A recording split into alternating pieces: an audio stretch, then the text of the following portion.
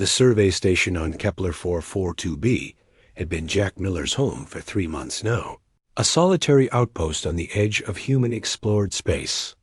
The planet was a garden world, lush with violet vegetation and twin moons that painted the night sky in shades of silver.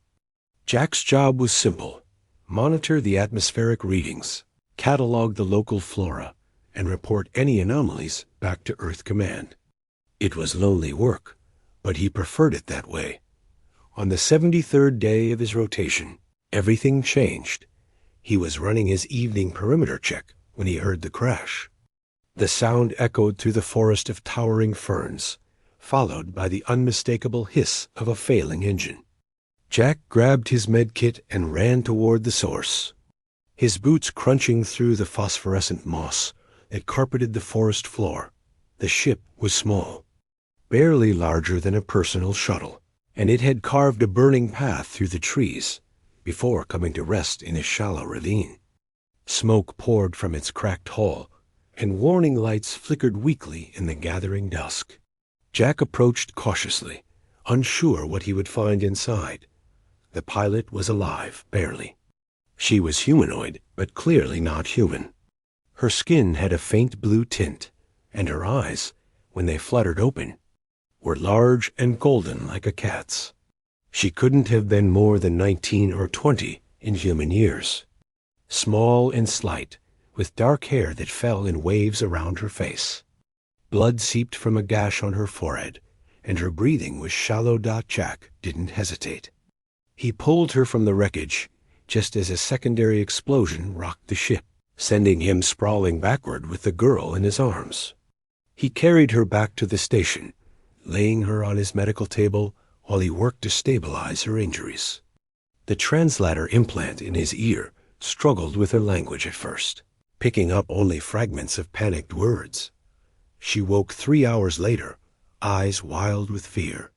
Jack held up his hands, speaking slowly.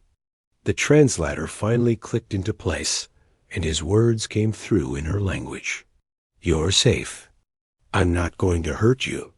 Her name was Lyra, and she was a scout from a world called Valari, 17 light years from Earth. Her ship had been damaged fleeing from raiders, and she'd made an emergency landing on the first habitable planet she could find.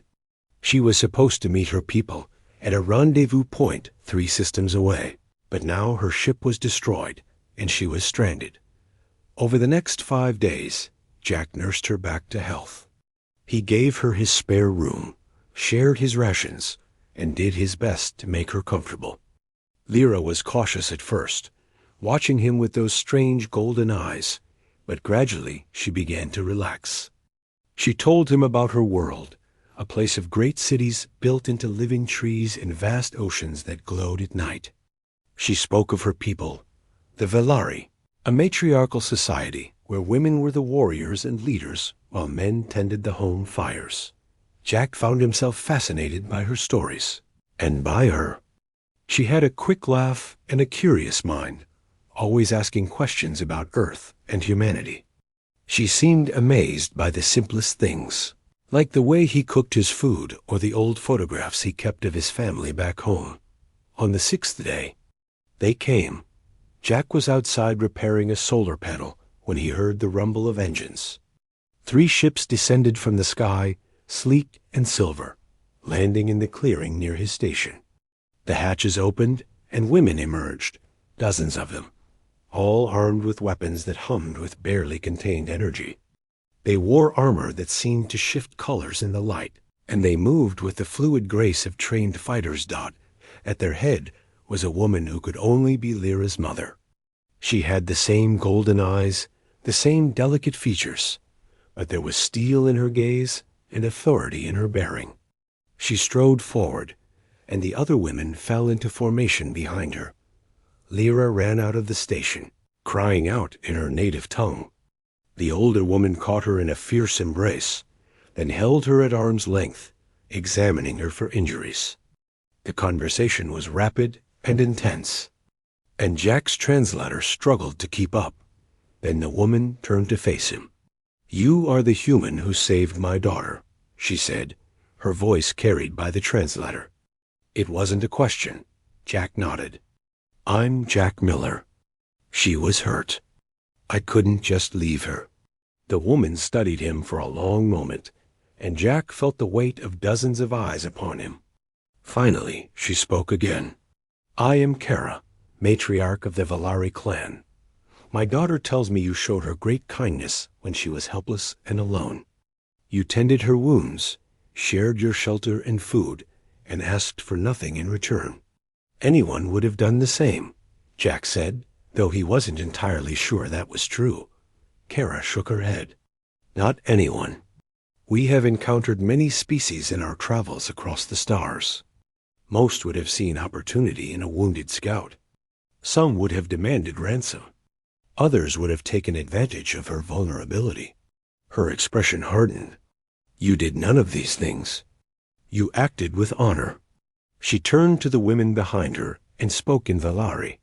They responded with a gesture Jack didn't understand, pressing their fists to their hearts. Then Kara looked back at him. Among my people, a life that is sacred. My daughter's life belongs to her because you preserved it. That creates an obligation that cannot be ignored. Jack felt a flutter of unease. I don't need payment. I was just doing the right thing. This is not about payment, Kara said firmly. This is about honor.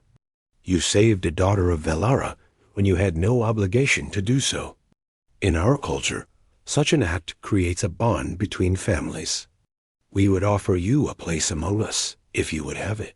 The implications of that statement hung in the air. Jack looked at Lyra, who smiled encouragingly, then back at Kara and the assembled warriors. These were not people to be taken lightly.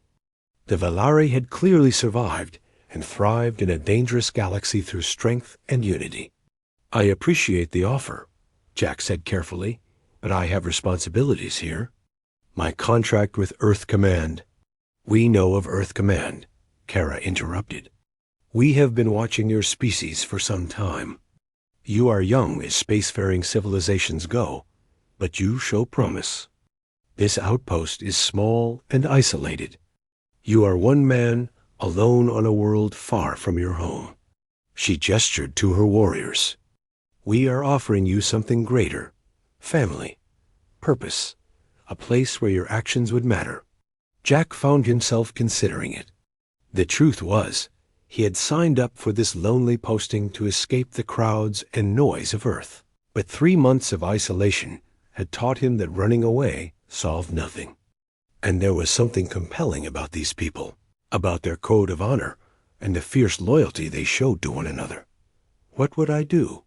He asked. I'm not a warrior. Kara smiled, the first real warmth she'd shown. Not all roles require combat. We need medics, engineers, scouts, teachers. Your skills would be valued. And perhaps, in time, you would teach us something of human resilience. Lyra tells me you survived alone on this world, with minimal supplies and no support. That is the kind of strength we respect. Jack looked around at the station that had been his prison and refuge. He thought of Earth, so far away, and his family who barely noticed when he left.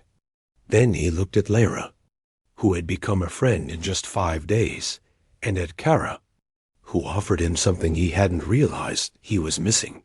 If I agree, he said slowly, could I still maintain contact with Earth? I don't want to just disappear. Kara nodded. We would arrange it.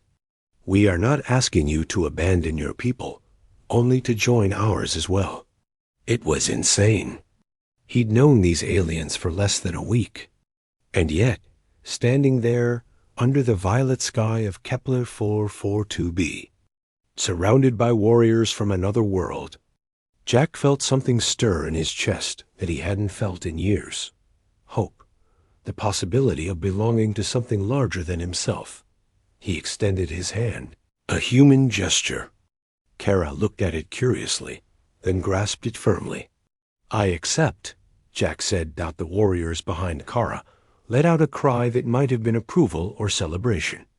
Lyra rushed forward and embraced him, laughing with joy. Kara released his hand and nodded, respect clear in her golden eyes. "Then you are family now," she said. "Welcome to the Valari." As the twin moons rose over the forest, Jack Miller began packing up his station, preparing to leave his old life behind.